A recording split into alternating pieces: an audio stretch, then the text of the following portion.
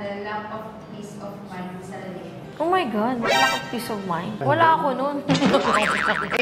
There's a lot of things to talk about in terms of peace of mind. Yeah. But when it comes to me, I am very particular pagdating sa safety mo and sa safety ng mga kids natin. So what I try to do is to refrain you from going somewhere without me.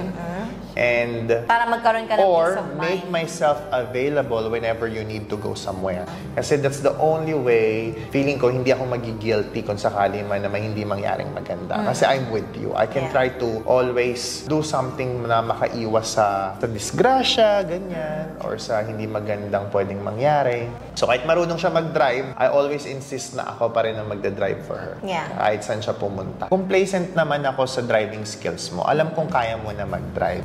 Ang akin is I don't wanna regret the... Yeah, of course. I don't want to regret na even if marunong ka. Yes. Siyempre, ikaw marunong. Paano yung mga tao na sa paligid, Yeah, diba? accident Hindi happens natin yun kahit makokontrol. na... Yeah. What if something happened to you nang wala ako? Yes, I understand. Diba? Yeah. Hindi dahil wala akong tiwala. Wala lang akong peace of mind na hindi ko masisecure yung safety nyo kung hindi nyo ako kasama. Yes, I agree naman. Kahit nga saan tayo magpunta, kailangan nakikita ko kayo. Kailangan nakikita ko yung mga kids, diba? Hindi pwedeng, hindi ako nakatingin. Yes, I agree.